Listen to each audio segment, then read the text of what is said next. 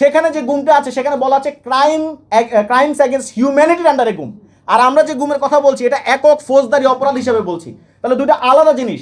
যেই chief prosecutor সাহেব এই সিম্পল জিনিসটা বুঝেন না, এই সিম্পল লিগ্যাল জুরিসপ্রুডেন্সটা যার মাথায় নাই, তিনি কিভাবে আমাদের গুমের ভিকটিমদেরকে জাস্টিস দিতে সহায়তা করবেন, এই জিনিসটা আমার মাথায় ধরে না।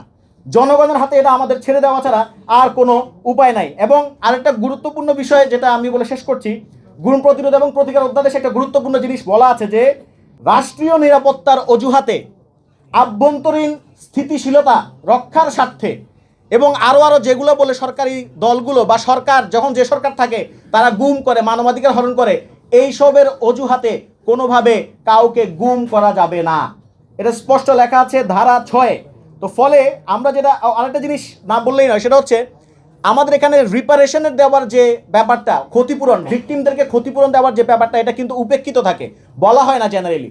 কিন্তু এই গুম প্রতিকার এবং প্রতিরোধ অধ্যাদেশের মধ্যে কিন্তু রিপারেশন দেওয়ার, ক্ষতিপূরণ দেওয়ার বিষয়টা অত্যন্ত স্পষ্টভাবে আলোচিত হয়েছে। এত সত্ত্বেও আমাদের চিফ প্রসিকিউটর সাহেব বলেন যে এটা একটা অপ্রয়োজনীয় আইন। আমরা আসলে যেটা বুঝতে পারছি, বর্তমান তারা যে ল্যাপস করে দিচ্ছে অধ্যাদেশগুলোকে এবং ভালো অধ্যাদেশগুলোকে না এনে বরং যেগুলো তাদের সরকারকে চেক করবে না, জবাবদিহিতার মধ্যে রাখবে না, বরং ক্ষমতা সম্প্রসারিত করবে, সেই সব অধ্যাদেশগুলোকে তারা যে পাশ করাচ্ছে, এটার মধ্যে দিয়ে এটাই প্রমাণিত হয় সংবিধান আইন এগুলো কোনো ইস্যু না।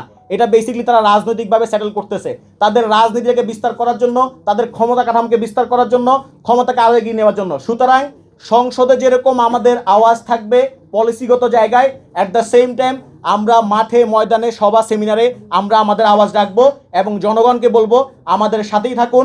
ইনশাল্লাহ আমরা একটা গণতান্ত্রিক বাংলাদেশ নির্মাণে সচেষ্ট হব।